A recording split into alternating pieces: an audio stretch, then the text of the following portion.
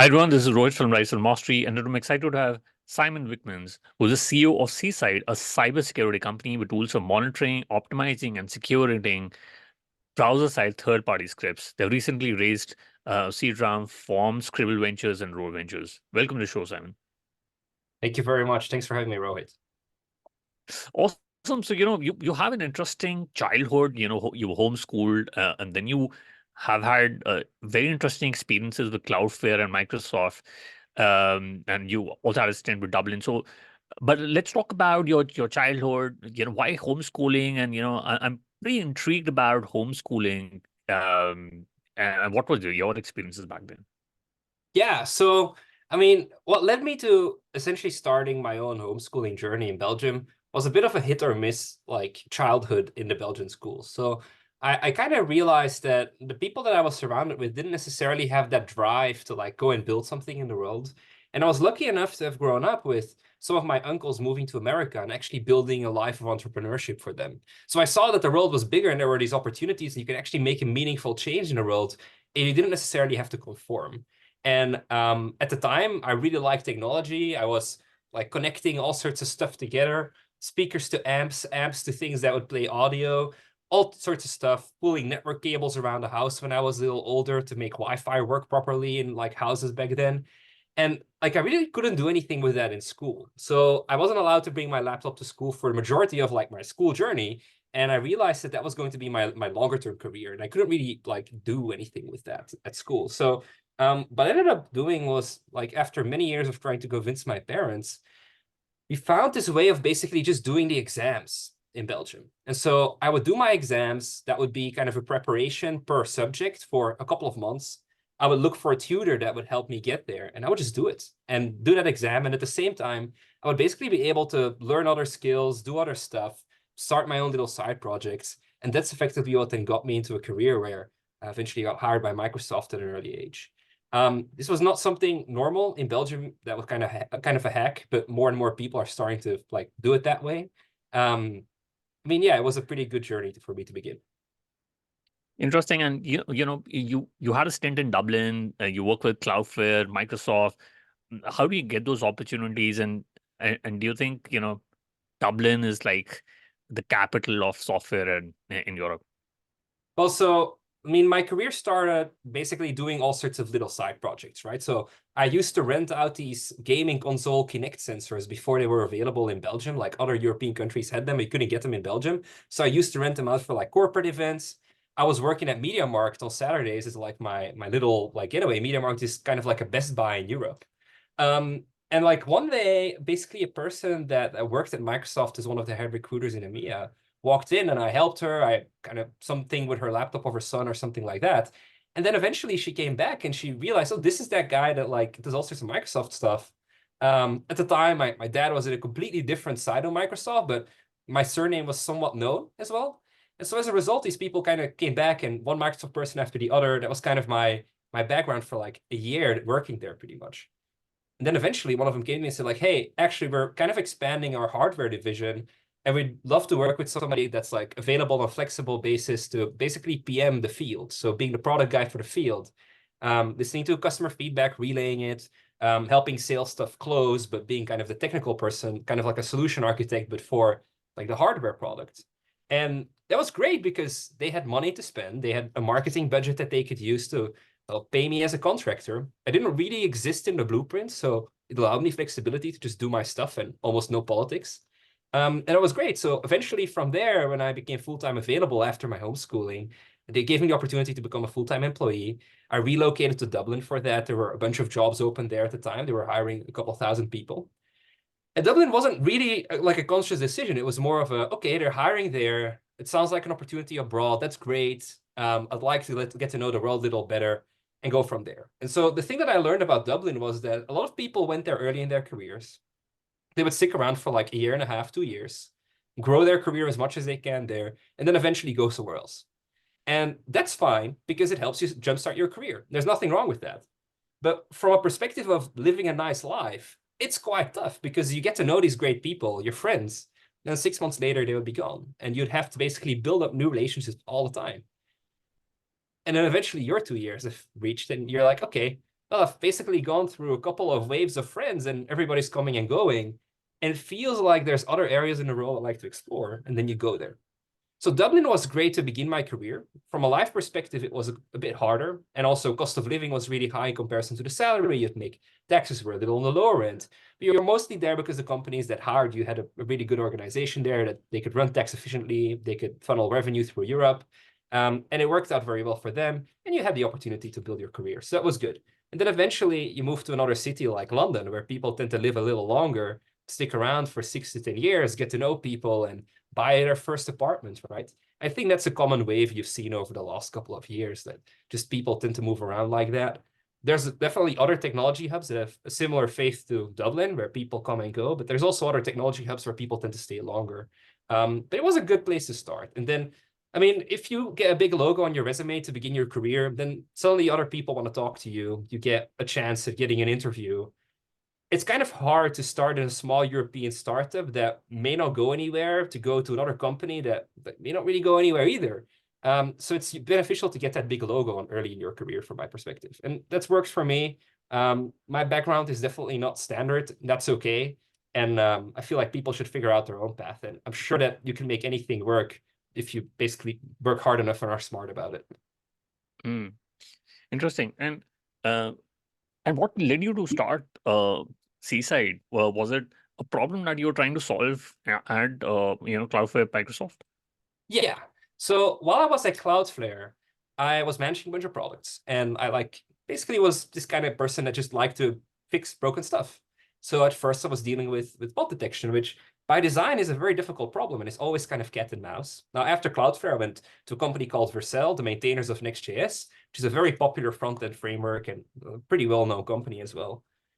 But quickly I realized that the security space, majority of companies do not actively make their product like approachable to people. You'd have to contact them, get on a big enterprise agreement, spend a lot of money with them to get access to their thing.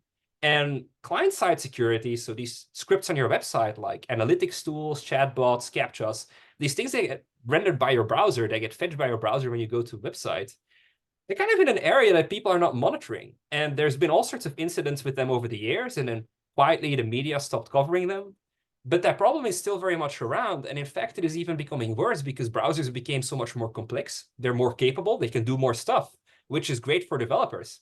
But at the same time, it means that the security vulnerabilities are also there and they're growing.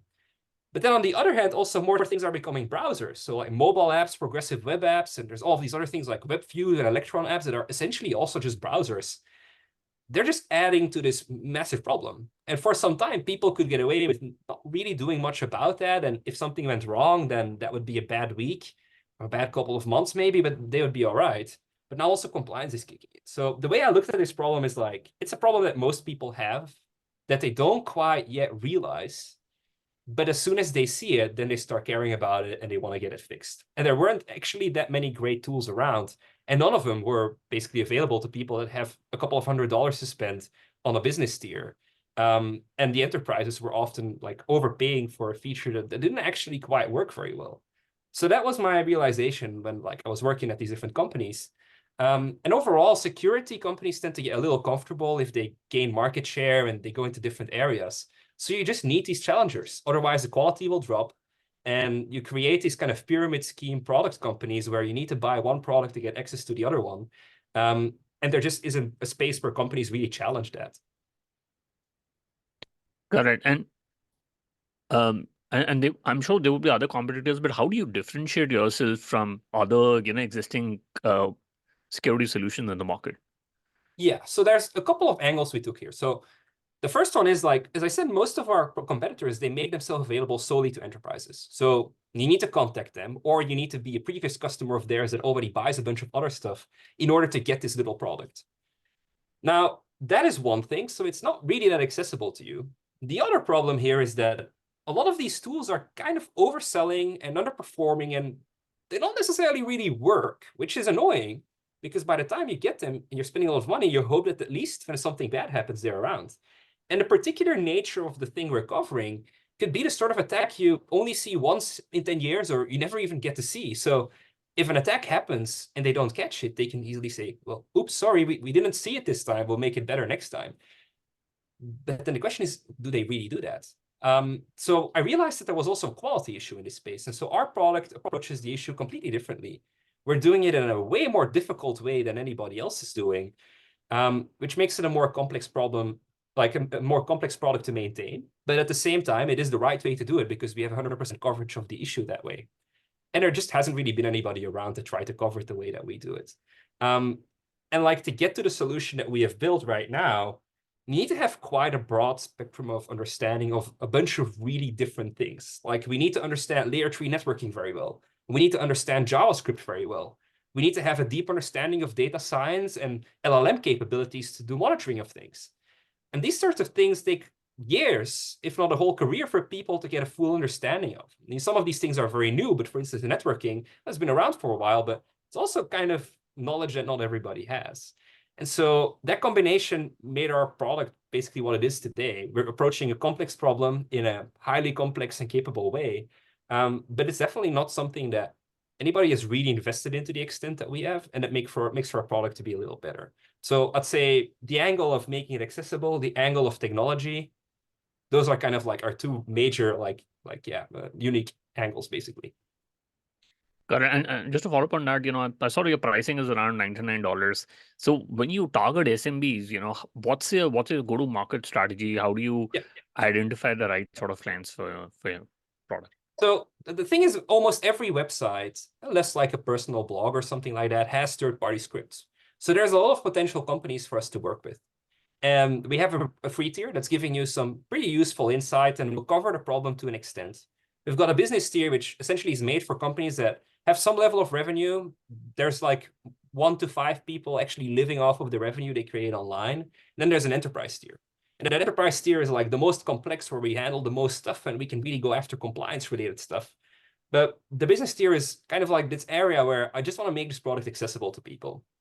At the end of the day, what we're doing is more of like a product-led growth kind of angle to building a company, which is rather unique in the security space. Most security-related products, they try and sell through CISOs and people that are very high up within a company that are basically managing a budget and need to deal with check marks. That's totally fine.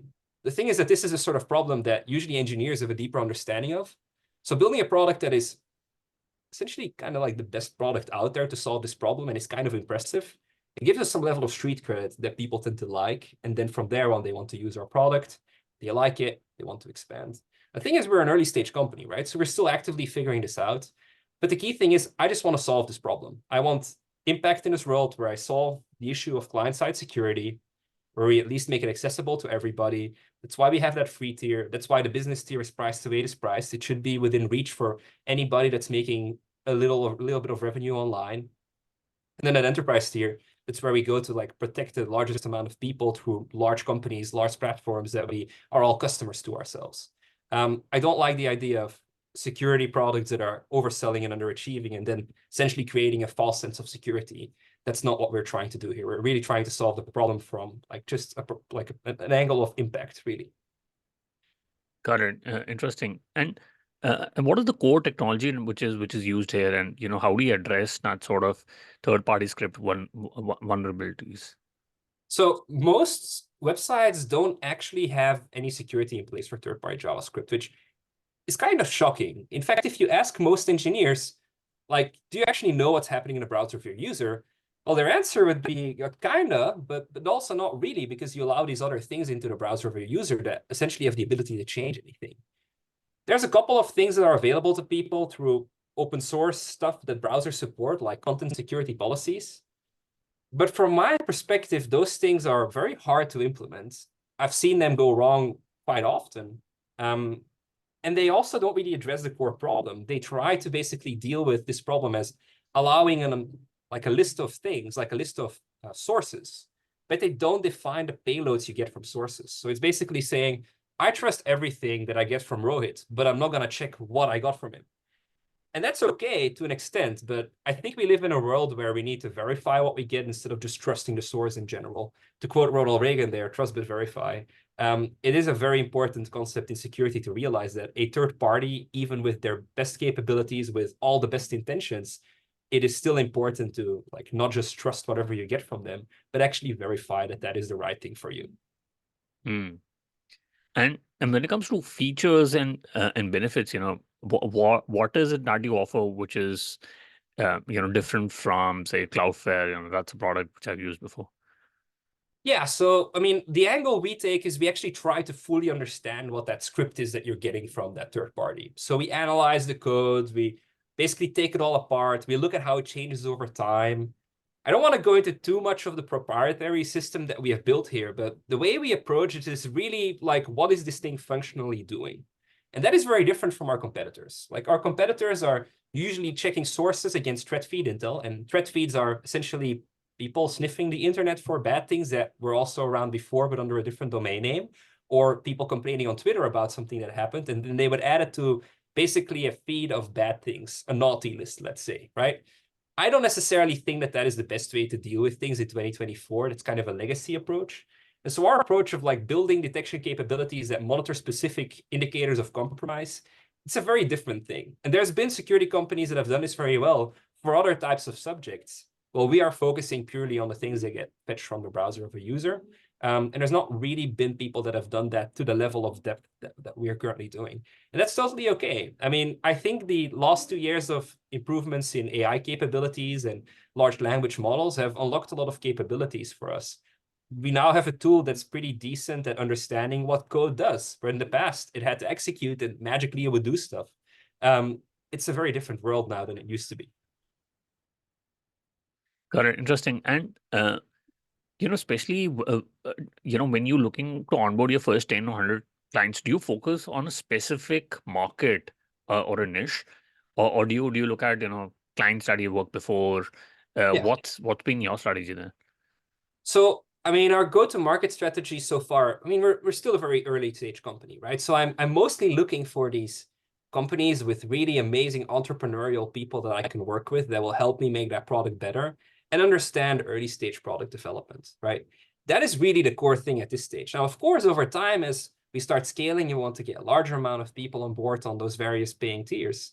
Then, of course, at that stage, we'd be looking at reaching out to people within specific verticals and connecting with them through industry events for them or industry-related stuff for them.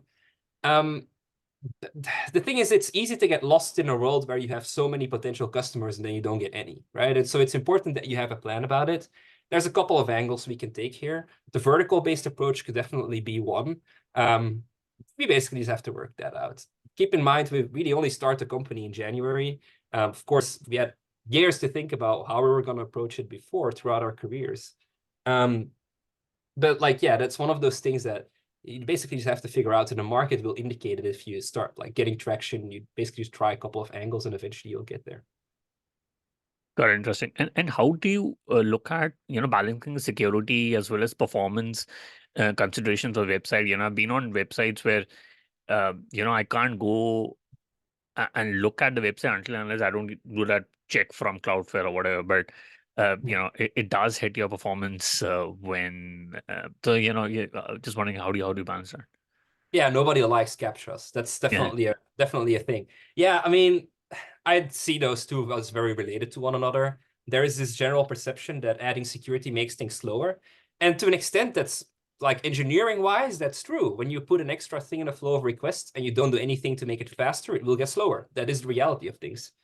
We have angled our product to basically make things faster, and that's through a couple of tricks we pulled, but basically we can handle scripts faster than others do. So if the script is in a state that we can actually cache it to an extent, then we will, and we have a faster capability to deliver those scripts than normal CDNs would. And so as a result, we can make scripts a couple of percent faster. And then the scripts that are totally dynamic, that we can't play that magic with, that's kind of okay, because we will still make the website faster, and the majority of these scripts are actually static to an extent. They will change couple of times a week, couple of times a month, but at least we'd be able to make them faster for the majority of the time. It's interesting because this problem is very much top of mind for people. At the same time, often these scripts are already actively slowing down their website. And so we can actually make a net improvement by just doing better engineering on delivery of this. I think it's also important to flag here that not every script is coming from an inherently technical company, right? Like a marketing influencer firm that got a consultant to build a script so they can track purchases, so they can claim people's credits back, so that they can claim like affiliate deals. Those are not I'm gonna repeat that.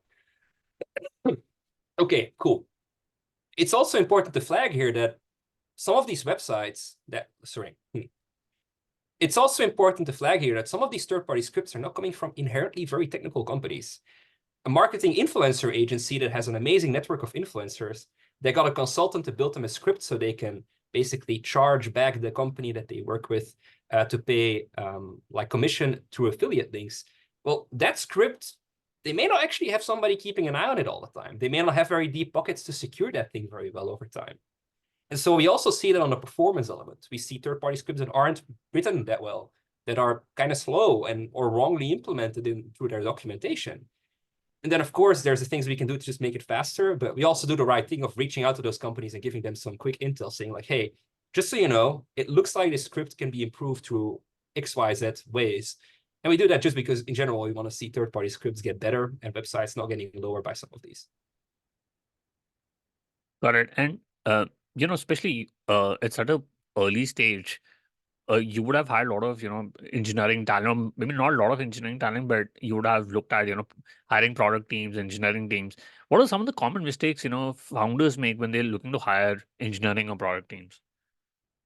That's an interesting one. I mean, if you're not a technical founder, you'll have a hard time knowing who the right technical people are. I mean, I'm fortunate enough to have like learned a lot of skills and engineering over my career. And also like before that I was already quite technically interested. I was able to hire a bunch of my ex-colleagues because I liked working with them. They enjoyed working with me. That's kind of been my best hiring strategy to start the company to this point. I think a common problem is that people tend to think of engineers as just somebody that they can hire and they will magically do it for you. That's not really how this works, right? You need to know how they work. You need to know how to communicate. You got to make sure that your incentives are aligned, that they're in it for the long run. Building something and then the engineer not being around after is just not good enough, right? So there's these companies that start reaching out to you when you start your company saying, hey, we're an engineering firm. We can help you build your MVP. Not really the way to build a company long-term, in my opinion, because you need to support your thing, especially if your core product is engineering, which in our case is the case. And I think in terms of many developer tools is the case. You can't not be a developer. It's kind of hard to build a dev tool company if you're not a dev. It's like, yeah, I mean, building kitchens and not really knowing what a kitchen should be. It's one of these things where I think you got to be very self-conscious and realize where your gaps are. That being said, it's just hard in general to get really good engineers. So, I mean, life is long. Don't try and start a company before you've got some experience within the space. Go work at a company for a couple of years. If it turns out to be like a 5 or 6 year investment to get to know the right people, to learn the right skills, building a company could be a life project. And those 5, 6 years, they're definitely worth taking. So in my opinion, people tend to rush into these things a little too early sometimes. Yeah, just get the right things, learn the right things, get to know the right people, and then go from there. Don't rush it. Interesting you said that because, I work for a Thiel fellow who went on to raise around $4 billion from SoftBank. And I was reporting to him when he was just 21. But, with AI coming in, somebody just said products like people were able to create content so easily. There'll be like a software creator, which will, through AI, will enable people to create a lot of products. And it is very interesting for me because I come from the revenue side of the business. I can create content. I've been on the revenue side, but product and building product is something which I'm little, let's for the lack of the better word, I'm a little scared about it. But my question is, do you think people who are um, graduating this year or next couple of years, would they need that sort of experience, or through AI they can build products and then be able to launch and build startups? That's a great question. I mean, I'm definitely no AI skepticist. I've seen this thing go super fast, super quickly. And I mean, AI has been around for a very long time, right? It's not necessarily a new subject, but in the last 24 months, we've seen amazing things happen and it will continue to go that way. So I would expect this to become great. However, this comes down to the idea of if you don't really know what you're doing and it's your core product, at some point you're going to hit the wall, right? And I think if I currently use LLMs and I ask them things about subjects I know nothing about, I may think like, oh yeah, that looks quite all right. But if it's a subject that I know deeply, I look at the code or look at the output, I'm like, yeah, no, that's not really it. I mean, I see how they got to that conclusion, but that's not really how it should be done. It's kind of in that state right now. I don't know how it will progress. I think if AI can write your app today, it's probably not really that heavy of an engineering challenge. I've just not come across models that are that level of capable. It's a great source of inspiration. It's a great starting point. It could probably give you an MVP.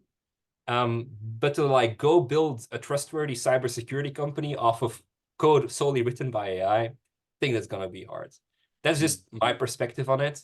I mean, we'll see how the situation progresses, but from my point of view, you gotta know kind of what the output is and verify whether that is the right way to do it. If you don't, especially in security, you're very susceptible to risk. And that is just not going to be acceptable within this space. I mean, people come to you to be safer than they would be themselves.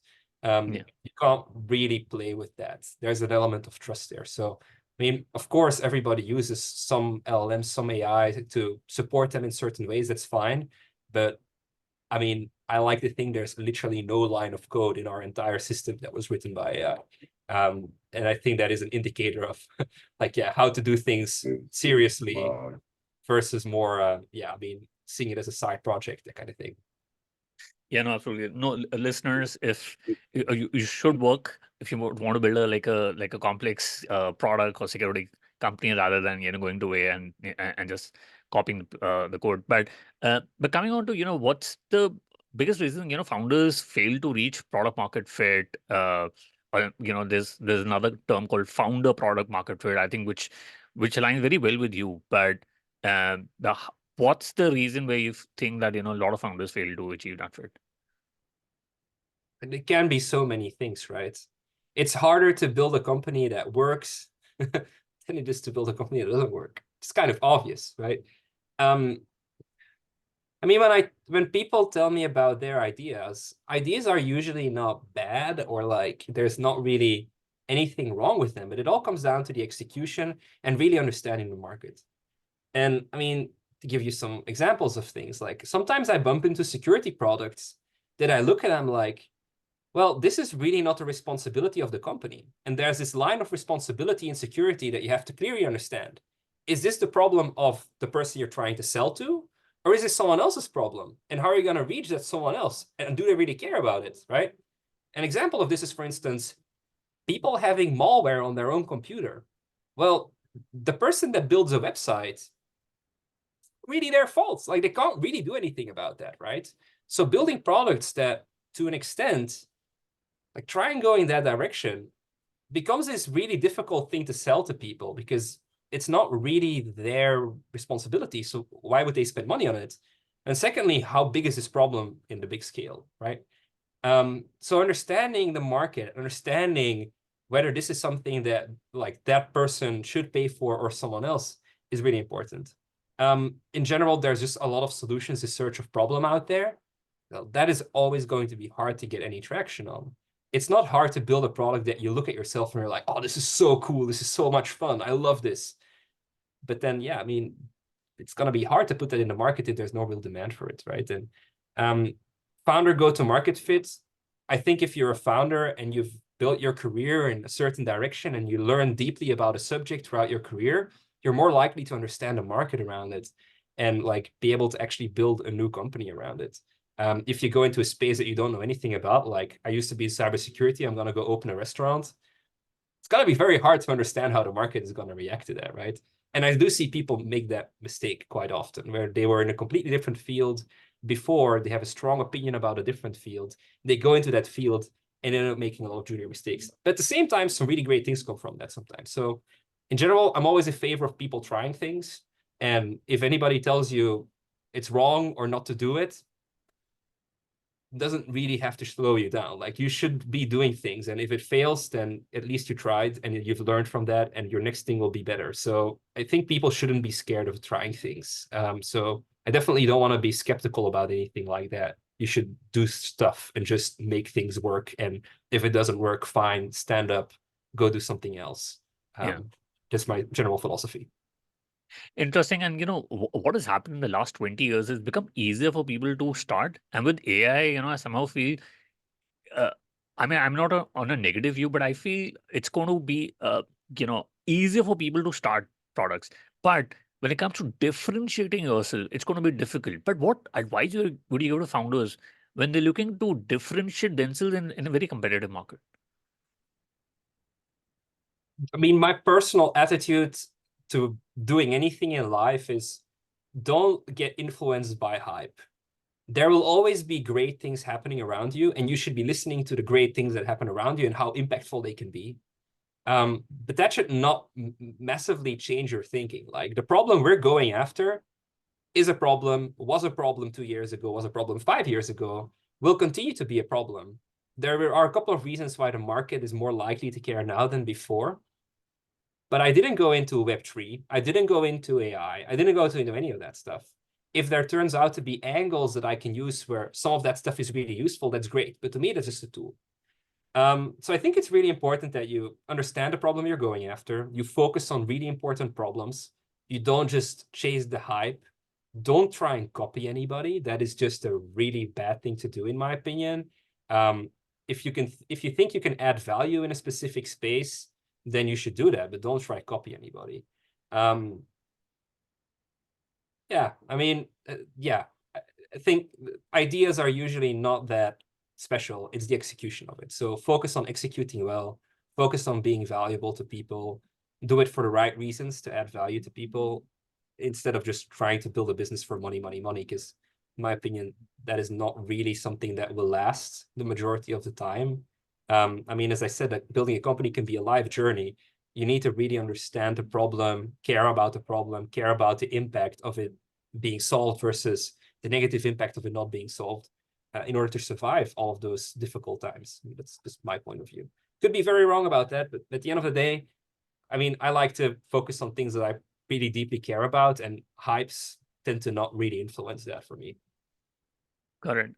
And when it comes to enterprises, they have the moat as their distribution strategy, and startups have uh, the benefit of speed. But what's your framework for competing with some of the bigger incumbents? Because VCs are not going to invest if you just 10% better. It's got to be 10x better. But what's your framework, and what's your advice to founders when they're trying to take on a much bigger company, which is called the distribution mode? So there's a couple of things that are unfortunate returning events that like just continue to happen within security. And like one specific one is really annoying, and that's the one where people are trying to consolidate vendors. But usually what ends up happening is they buy products from people they already bought from before. Those products oversell, underachieve, are kind of poor quality, yet they're still paying a lot of money for it. Couple of months pass, a year passes, a year and a half passes, 2 years pass. The price of the products go up again. Some incident occurs in the meantime that tool did not actually solve or be detected or blocked. And then people are starting to realize, well, we're paying this much money to this big company that we're trying to consolidate to. And now we realize we're actually not protected and we're burning all this money. Surely there's a better solution out there in the market. And then they go shop. And then they find these startups that built a better product that is cheaper, and then they're using a bunch of that stuff, and then investors want to be part of it again. And now there's a bunch of people throwing money at the problem, and there's all of these new investments in the security space. And then a couple of years pass, and some of them never really make it to market. And then the economy starts getting a little worse, and then we're back into this consolidation of vendor situation where people are trying to save money by buying from the big behemoths. And probably there will be some percentage of new big behemoths out of that wave of investment before that.